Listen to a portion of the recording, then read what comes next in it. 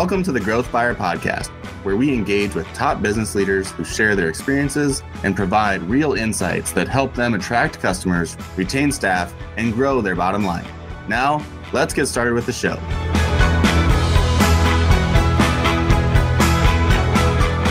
Hi there, I'm Kevin Horrigan, host of the show, where I feature inspired business leaders from various backgrounds and industries who are willing to share their insights and their stories. Our podcast today is brought to you by Spinutech. Spinutech is a large digital advertising agency which helps its clients attract new customers, grow existing clients, and ultimately help them be more successful in their revenues and growth. Spinutech, thank you so much for your sponsorship. Our guest today is Joel Swanson. Joel is the Vice President of Marketing at Affinity Plus Federal Credit Union. Joel leads all marketing, public relations, and community engagement work that includes the Affinity Plus Foundation, of which I think they're having their annual gala later this week. Now in his fifth year at Affinity Plus, he and his marketing team have successfully implemented a brand refresh, a data-driven automated marketing platform, a market-dominating digital marketing strategy, a modern and communication engagement strategy, and substantial growth engine for products and branches. These efforts have helped spur the credit union to record growth recently. Personally, Joe fights for space in his backyard with his 4 sons with the affection of his 2 large dogs weighing 260 pounds each, and I can't wait to hear about this Newfoundland and St. Bernard here in a few moments. Prior to Affinity, Joe worked for brands such as UnitedHealth Group, Blue Cross and Blue Shield, Bethel University, and the Minnesota Education Association. Joel, welcome to the Growth Buyer Podcast. Thank you for having me. Yeah, absolutely, Joel. So Joel, I'll first start just with maybe telling us where you grew up, maybe when you were a youngster, what you aspired to be when you did grow up. But we're going to immediately have to talk about the boys in the backyard with the 2 dogs too. But let's start where you grew up. Sure. Well, who says I grew up is the first answer.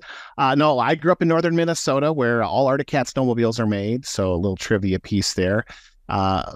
Growing up, I wanted to play, my dream was to play outside linebacker or tight end for the Minnesota Vikings, either right next to all-pro Matt Blair, linebacker, or tight end Joe Sensor.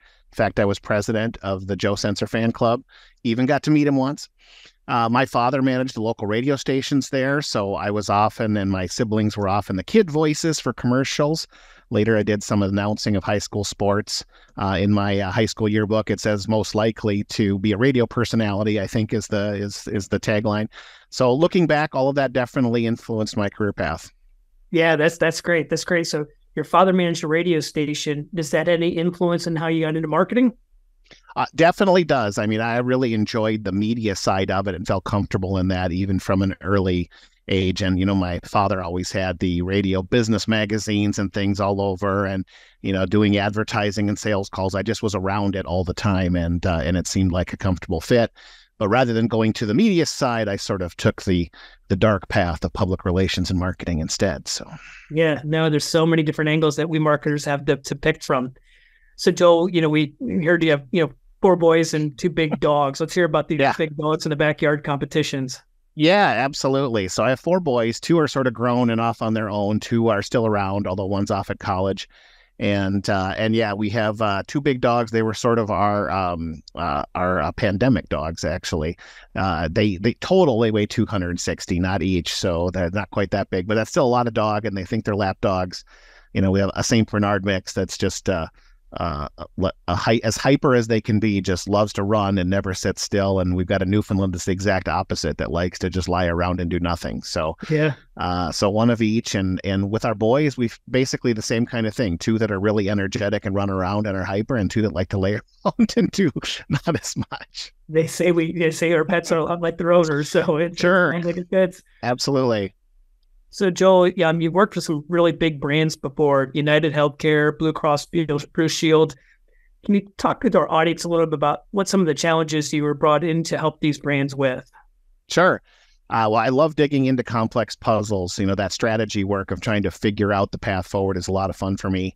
In those organizations in particular, it ranged from at UnitedHealth Group, it was trying to change the perception of the provider audience. So they use Net Promoter Score as their benchmark for that. And, Net Promoter Score for the provider audience at UnitedHealth Group was so low that I half jokingly say it was my job to get providers to hate us less, doctors and insurance companies and all of that.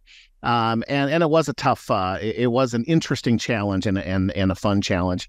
At Blue Cross, it was more about creating differentiation in a marketplace that was seeing increased competition. So, both for direct consumers, but also they have employers that purchase healthcare, health insurance. And so, I was there when they were creating new things to promote, like disease management, health savings account, health and wellness programs, community health initiatives, those kinds of things.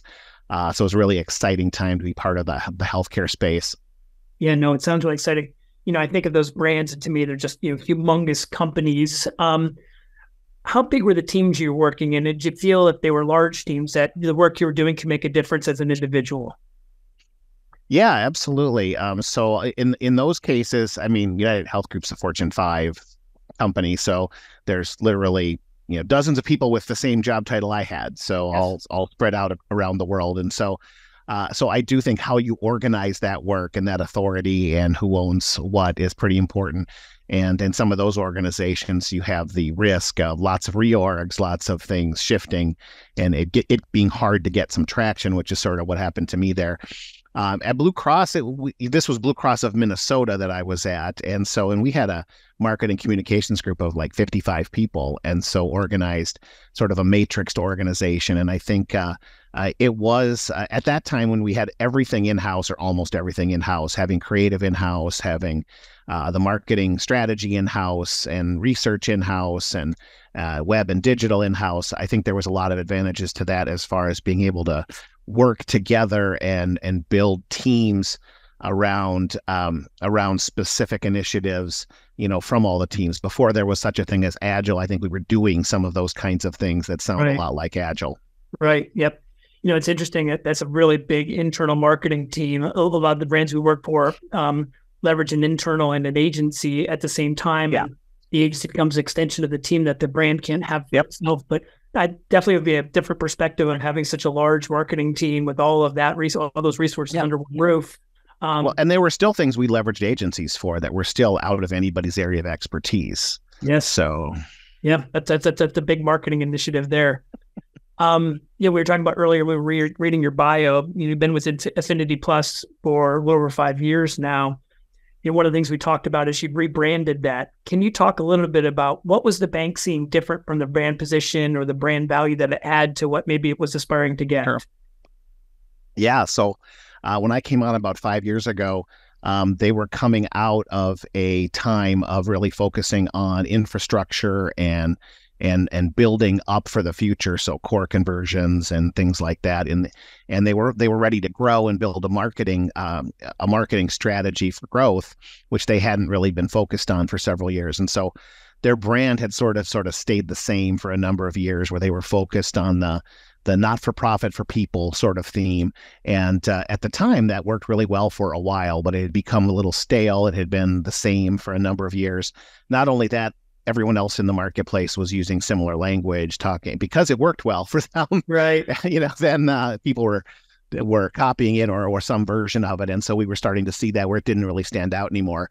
By the time I came, they had already identified that. And there'd been a lot of thought put to refreshing the brand. And I sort of got it to the finish line and started implementing it. And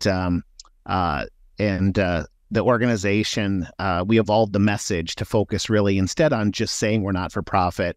We did some research with our members to identify, what are the emotional benefits that we satisfy, not just the banking side, but what's the emotional benefit behind that not-for-profit model, and came up with the idea that finances are stressful. Period. Money is stressful for people, and people want a partner they can trust. They want people that can help them navigate it, but that trust piece is so critical, and they don't trust institutions. So, right. How do you build some trust? And that's where a credit union model and some of that not-for-profit message, but how do we go a little deeper than just saying that and actually highlight, and focus on the brand message of what that not-for-profit experience is, that people, that put members first every day. And for example, right now, the acquisition advertising campaign that we have to bring that to life is called Life Math. And it's a whole bunch of everyday financial situations and how Affinity Plus can help. And wherever possible, we use real member advisors. And so, even if they're not polished actors, it has that authenticity piece to it. Right. And at the same time, we're leveraging PR to talk about things like how we've reimagined overdraft fees, so that they really help people who are most vulnerable. And that's actually saved members $10 million in the first year. Wow. Huge number. And the strongest results are tied to members who are low income, traditionally underbanked, all the right people. And so telling that story in the PR side while we're doing the campaign focused on the experience is a really powerful sort of ways that we're bringing it to life right now. Yeah, that's a fascinating story and positioning, and I can understand the intent and needs of rebranding. In that last response, Joey, you said something interesting that another podcast guest of mine said. It was from the financial services industry, and they said, one of the challenges of the career has been the emotional side of doing marketing in financial services. Yeah, and you brought that up. Anything you can expand on that?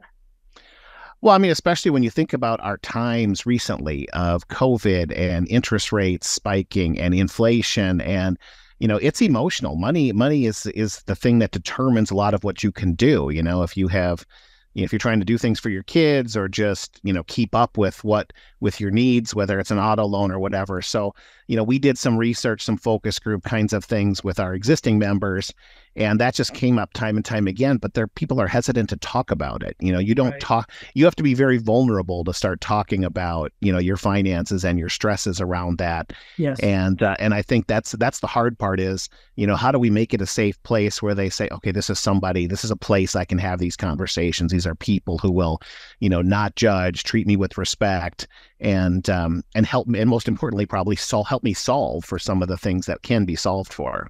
Yeah, no, that's fantastic. So maybe last question on just these rebranding efforts. And so, I think many brands, I think it's rebranding, are evaluating the risk versus the reward on rebranding. And so it said, mentioned the old messaging was maybe, hadn't been changed in a long period of time. And competitors were realizing the part of it that was working. And so it wasn't unique or differentiated anymore as well. And so certainly reasons why people consider rebranding. Was there any thoughts about how your client members would benefit from the new branding and or your coworkers and team, and any thought process what the goal, how that would look like from a member's perspective or from a worker's perspective? Well, some of it too boils down to who we made the decision that our target audiences were, right? So, our roots are in state employees. Every credit union has sort of segment group roots, and ours is in state employees. We have a large group. Our second largest group today, our largest when I started, is of those people either right at that retiree age or soon to be at that retiree age. And so that's who we've been catering to. And we decided if we're going to be focused on growth, that's the group that research shows is least likely to change their home bank, at this stage. They might buy some additional products. And we really made the decision that, number one, we wanted to go be appealing to the younger audience, and had invested a lot in data and in things like a mobile app that was, a best-in-class mobile app, online experience, some of those kinds of things. So we made that decision that, first of all, it's about the audience. Who are we trying to reach? And it doesn't mean we don't still market to everyone, but when we're making choices on creative and choices on targeting and some of those things, we're focused on that millennial and younger group. And I think, being able to speak to them was pretty important, and making sure that it's that those segment groups that we're trying to get, see how we fit into their life. And a lot of it too for us was, what's the benefit? It's building that trust. So how do we build that trust with folks? Well, we made it much more of a lifestyle marketing approach where, we're looking for opportunities to say, hey, we're just like you. For example, we did some research that showed that our members way overrepresent for people who are into live music and events. So we started a sponsorship with a local venue, and we started doing contests, and people who go that, so we're targeting those audiences of externally of people who are who are a lot like the ones we have already that we're successful with, and how do we turn that into accelerated growth? And for staff, it's giving them natural opportunities, using data, using marketing tools to give members a more meaningful banking experience. That's our brand promise. And so how do we help spur some of those conversations, some of those triggers for having, for offering something proactively or addressing a need? And so that they don't have to feel so. Otherwise, staff feel like they're being intrusive or salesy, when it comes to somebody coming in, and this gives them, actually an appropriate conversation starter for them. Yeah, no, absolutely makes sense. Absolutely makes sense. Joel, in your 5 years you've been with Affinity Plus, we talked about earlier in your bio as well. You've had some record growth. You have some record growth taking place out here. And can you explain to me some of the tactics you and your team are using and deploying that's helping you accomplish some of that record growth? Yeah, I would say, the brand refresh, making sure we stand out in the marketplace, huge. I mean, very important. I think as far as channels and ways of reaching, the first thing we did, the low-hanging fruit, was digital marketing. And I can't say this enough. When I look at and evaluate what our peers and competitors are doing, I think they still undervalue digital marketing. I really think digital marketing was a key for us. There are always people searching for online partners to meet financial needs, whether they need a credit card, whether they need to refinance something. I mean, so for us, it's like I don't think we could possibly spend as much as there is opportunity just for search marketing alone. Wow. And so because we keep failing to completely exhaust all of the possible search traffic, meaningful search traffic. And so things like that, I mean, it sounds boring, right? It's sort of fundamentals these days of digital marketing. But I would say that was just that was the critical first step, really, of implementing that brand refresh. Was let's do that online with digital marketing, because it's so measurable, because it's so, you've got an audience that's already searching for what you're trying to give to them, all that sort of, all those reasons, that's the place we started. And that drove a lot of the revenue increase and started that exponential growth. It also gave us some insights into products and locations. Where's the traffic coming from? And we could test certain places we were thinking about having branches because we have a group of members there, all that sort of thing. So we used it to make some strategic decisions too, which is really important. And being able to have a controlled environment to launch that brand refresh was pretty significant for us too, where we could even measure the creative and the impact on creative. So digital allowed us to do all of that. And, the creative was focused on infusing these channels with expressive images of real members, real employees, bright colors, visual depth, lots of energy in the design. And so they stood out. They're not stock photos of happy families like most other financial institutions put out there. And it stood out. It drove a lot of new member growth especially as we rolled it out in the branches, and advertising started paying it all off, where it was consistent across channels. Yeah, that's a great infomercial for digital advertising. I got to tell you, that was really good. It's what Spinutech does for a living. That was a great infomercial. That wasn't a setup. No. So let me ask you the exact opposite question though. Does anything about digital keep you awake at night? Working for a financial institution, typically, an area at risk where bad guys want to do bad things. Anything keep you awake at night? Being vice president of marketing for a financial institution. Well, having been relatively new to the financial industry 5 years ago, the thing that initially concerned me was, what happens first is the fraud. The fraudsters, the bad actors out there, they come first, right? They're first in line. Now, fortunately, in the financial industry, we have a lot of tools and technologies, and we have entire departments devoted to rooting those out. And they're expecting it, whenever we started marketing. And so I remember talking to we opened a new branch location up in Duluth, Minnesota. And I remember we got some great PR, and I called her up like a couple days later. So, for the marketing, for the PR, how is it going? She goes, "Oh, we're having all kinds of traffic." And she said about half of them are fraud. She was, but I know that'll settle down because it always does, Right. And she goes, in the beginning, there's always that. So that's one thing. But I also think the other piece to that is, how do you make sure you can pay off and make good on the promises that you're making as an organization? And I think For us being able to set up this expectation of this really based on experience. You want to make sure the experience does match up, and there is something unique about what happens when they walk in the door, when they pick up the phone, when they do a video banking session.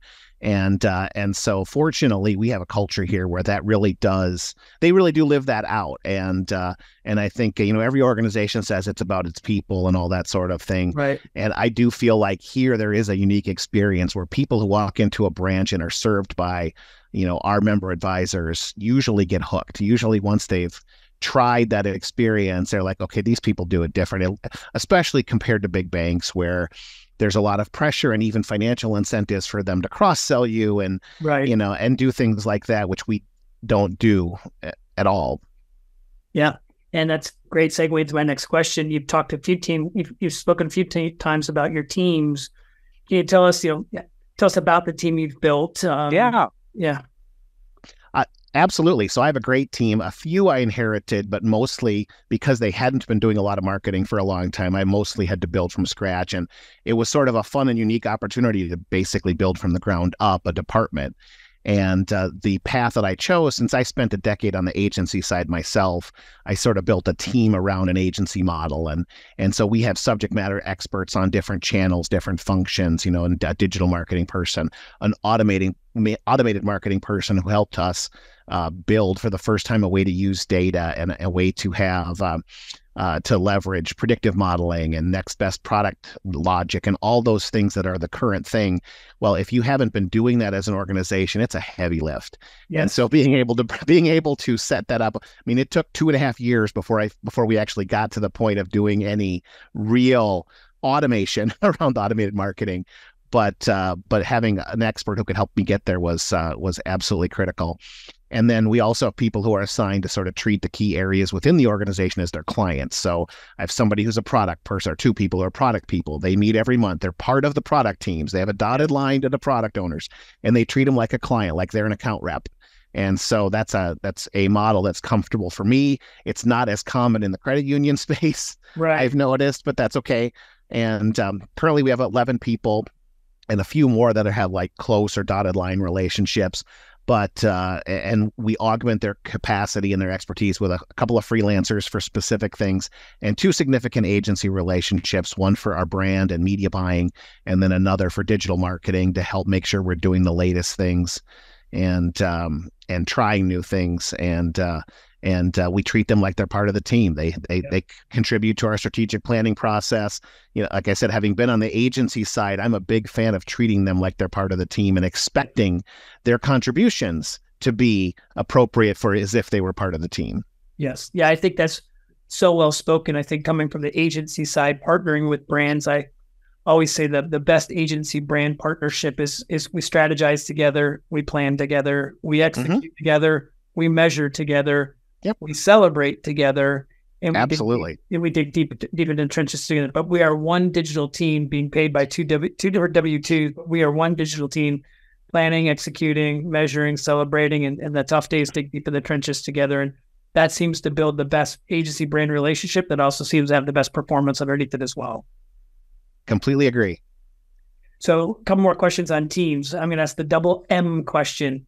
How do you motivate your team? But the follow-up question is, how do you measure your team? Sure. For the motivating, honestly, I don't really have to. I mean, but here's sort of how I approach it so I don't have to. We look for people who fit the culture here, people who are mission-driven. So that's one type of personality, are those who really believe in a not-for-profit mission, fit in well here.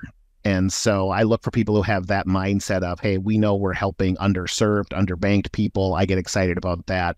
I look for those kind of people that have that service orientation where they really get excited about serving others. The other piece to it is, in my opinion, which is also what motivates me, is the work itself. If we're doing interesting, fun, cool work, you don't necessarily have to win awards, but the kind of stuff that's award worthy, and where you're having fun, trying some new things. If they don't work, you move on. We make sure we're doing that. We make sure we're trying new things. We're supporting fun, creative executions and letting people, if they have a pet idea, pet project, let's see if it fits in. Let's find a way to make that a real thing that we're trying to at least test drive.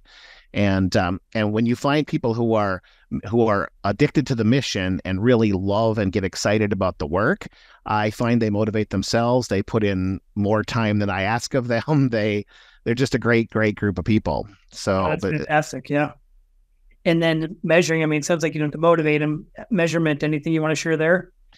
Yeah, I mean, we do work with key leaders throughout the organization. As a credit union that's sort of been growing fast, there's growing pains, right? The organization is used to having conversations or meetings or picking up the phone, not necessarily having strategic processes where you try to get 3 months ahead on predicting work and getting stuff going. And so we've worked hard to create process. We've worked hard to create business goals around new member growth, product growth, branch growth, all those things that we were trying to accomplish. And so everything that we do rolls up to those goals. My team members also create measurable objectives for each of those areas that they're the subject matter expert of, or the functional channel, whether it's digital marketing and creating some goals for our performance just in digital marketing channels, or whether it's automated marketing and measuring our performance. It might be things nobody else cares about but marketing people, but we still have those goals too. So that we're able to, gauge our effectiveness and our efficiency. And so we do that too. And once a year, I do a 360 sort of degree review on everybody at their performance, or at their anniversary date. And because I like to gather input from the people they're serving, right, internally. So colleagues they work with, but also if they have internal clients or business partners, which, everyone on our team's working with 2, 3, 4 others. As you know, marketing communications, it's one function where you're almost never doing anything by yourselves. You're always supporting something, collaborating with IT or digital or the data people. I mean, it's never in a vacuum. And so we embrace that and say, well, we're going to be includers one way or another. So I make sure I get input from those people that we've included on how it's going. And it makes us have some really good conversations about what we could be doing better, not just them personally, but in the function and how we've structured the work. A lot of times, a lot of their comments aren't around the individual person. It's around, hey, I'd really like to see more of this, or can you support this, or I think when you can have, again, that takes, you mentioned vulnerability earlier, and some of your potential members, they have to be vulnerable to have some of their banking challenges solved. And I think, with the 360s, there's a degree of vulnerability that comes with that, but the goal isn't attacking the person. The goal is attacking the problem or the process. Absolutely. So if you can leave the person out of it, but just attack the problem or the process that maybe is the problem and not the person there, I think it can foster that vulnerability, because everyone's just trying to fix some processes that were probably defined at a different time of the business life or something like that, just trying to get better at it. Absolutely. Yeah. Well, and it shouldn't be things that should feel threatening, and there should be no surprises. I tell my team that it's like, there should be nothing that shows up in that performance review that's a surprise.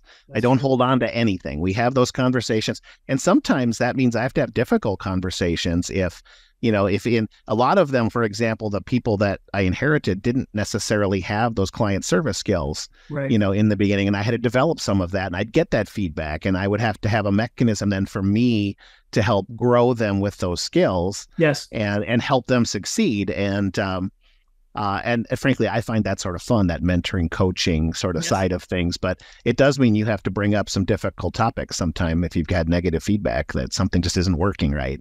Yeah, and it's part of leadership. It's part of business, growth, and the more comfortable the leader is around that, I think the better the health of the team can be too. As long as you're all culturally a great fit. Joel, as we're talking about strategic planning and looking forward to next year. Yeah. Anything exciting for you on the 2024 front? Artificial intelligence part of your marketing initiatives now are going forward. Sure. Yeah, well, I mean, first of all, when you're talking about banking and personal finance, all of the things going on, everything you hear about inflation, unemployment, all those things, that affects our world. The Fed rate making changes or not making changes, all that impacts our business and how we can serve our members. So, what we're using this as an opportunity to reimagine some of the experiences, like, for example, real estate. Nobody's refinancing right now. Right. So we have people with downtime who are in that area. Well, they're using that time to optimize the experience and say, how can we do this better? I think for us in marketing, a couple things that we're trying to accomplish is reimagining the college campus experience. We have a number of branches on college campuses. That's part of our mission. And so, how do we make those experiences on campus, even when they're not staffed? How do we use digital tools in real time, like video banking and things like that, to help them if they need something right away? How do you get served? Yes. And that's an area marketing has been able to add some value to the member experience in the branch. We're also working on building more robust data sources, creating a data lake with dozens of our partner sources instead of just the few we have now. Right. We're adding omni-channel touch points to our member outreach and our journeys in our automated marketing, so we can manage as much of the member experience as we can, and even the lead nurturing that we gather as we can. And so those kinds of things that are on our hot list that we're currently in the process of strategic planning for 2024. Yeah, that's fantastic. That sounds really good. Joel, I've got two more questions for you. This next question I ask every guest: did you have any mentors in your life? Care to name them and how they helped you become better? Absolutely. And in fact, it's a great question. And I've been blessed with many, I'll be honest. And I feel like that's been intentional. And some of that, I think, is where we live here. The industry is very supportive here in Minnesota and in the Midwest even more broadly. And so a lot of folks, they just expect that's part of their role, is to help bring up the next generation of practitioners, right, in the right ways to do things, especially when it comes to ethics, especially when it comes to strategy, especially when it comes to those important things. So I've had several that have been tutors, starting with my father, I will mention, who, managed the radio stations, my first role model, my tutor on business acumen, managing people. I used to mow the lawn there, and I used to have people who worked for him come up and say, "Your dad's the best boss I ever had." Wow. Well, when I got older, I started asking questions. Well, why? Why are you the best boss I ever had? And trying to learn from that. In college, I had people that came around me too. Love it when there's professors who, they do this all the time, where they speak truth into some students or help them find their path, find their way. And Dr. R. John DeSanto, who passed away earlier this year, I'll mention him because he was a big impact and influence up at St. Cloud State. In lighting a fire for me, I was in the business path, and he sort of got me more on the marketing communications path. So I really appreciated that. And then once I started practicing out in the real world, there were people too. And again, I could name so many, but a few that come to mind. Deborah Ely Lawrence was my first boss at, I worked for the teachers union, and she invested so much in my early career, including taking personal risks to allow me to work up to my potential in that first job, which I always appreciated. And Dave Thurkelson's another one. And he would always talk strategy, even when I had no idea what he was talking about. So I learned how to think strategically a lot by having conversations with him over and over again. And, ultimately he was a person who started in communications and in marketing disciplines, but ended up the president of the Red Cross organization here. And he still would make time for students always, and come to every one of the professional events for the professional organizations, and just invest in others. He still does, even though he's retired now. When he retired, he kept teaching. He started teaching, and he's just always giving back. And he's one of those people everybody knows. Margaret Ann Hennon is another one of those who I think literally, if you ask 100 marketing and communications practitioners, who their mentors were, Margaret Ann would probably come up in dozens of them, they'll be referenced by. She used to lead communications for a large health system and also the public television radio affiliate. So she's had a very storied career, and she just is one of those people that checks in on everybody. How are you doing? How's your career path? Where are you at? Do you need something? In fact, I remember there was a time where I was unemployed for a period of time. She'd call me every week, make sure I was okay, make sure I was doing things, encouraging me, saying, "You're really good. Here's some of the things you're really good at. Don't forget that." That's great. And those kind of people, boy, they stand out, right? I mean, it's so easy to lose hope, lose your way. Absolutely. And she's one of those who just, who is just such a quiet powerhouse is how I think of her, because she invests so much in so many people.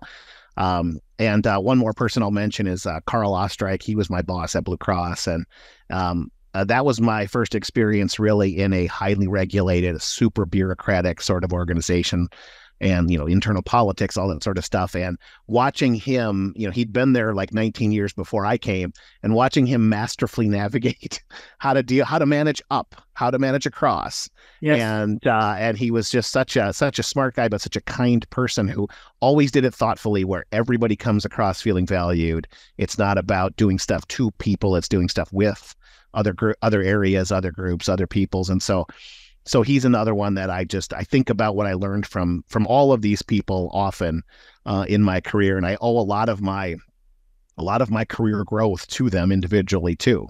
So yeah, no, I mean, that's great. I think there's not a guest I've had on the Growth Spire podcast who hasn't had mentors and share, and just, you got a smile on your face when you're sharing your experiences, and everybody seems to. They're the reason I make sure I make time for young professionals. Any student calls me, or any young professional says, "Hey, I just need an informational interview," I'm in. I'll make time. I'll find a way because of them. Yes. So. No, I love it. I love it.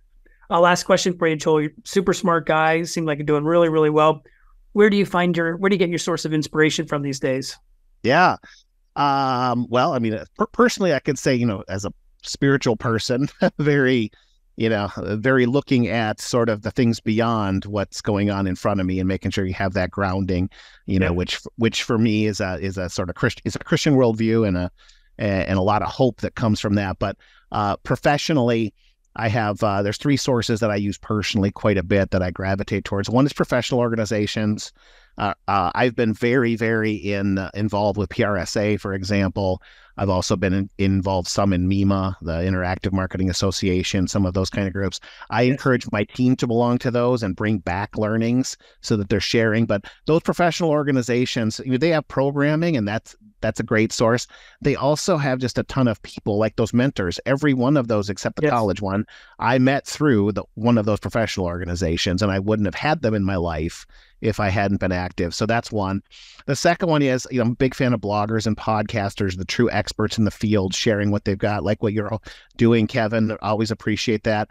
For much of my career and my leadership style was formed with Jim Lukaszewski. And I don't know, he's a nationally well-known crisis communications guru, but he also has quite a bit of a practice in leadership communications. How do you develop the voice of a leader? How do you be a thought leader in your area? How you develop the mind of a strategist. And so he's in his 80s now, and he's still creating great content, in his podcast every week. And I make a point. I also make a point here of following and reading Eric Hansen's weekly commentary, social media, digital marketing.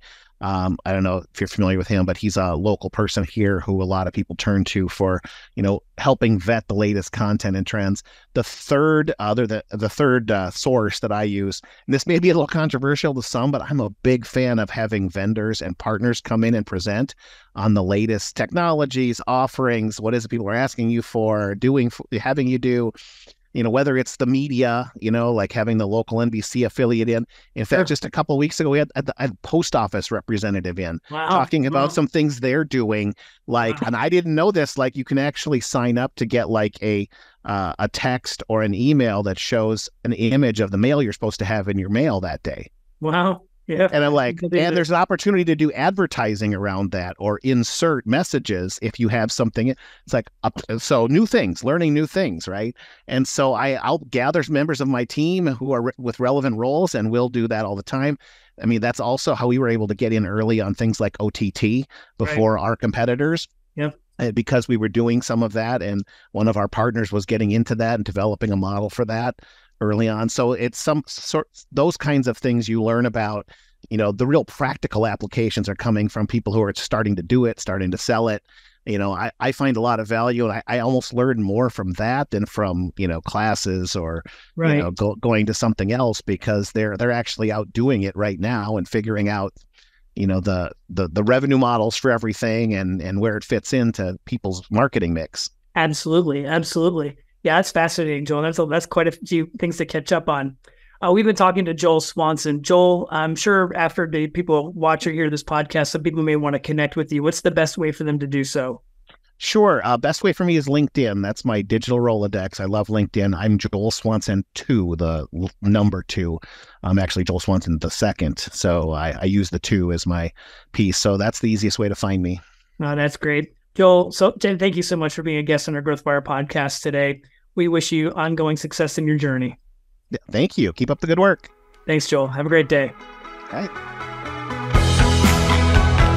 Thanks for listening to the Growth Wire podcast. We'll see you again next time, and be sure to click subscribe to get future episodes.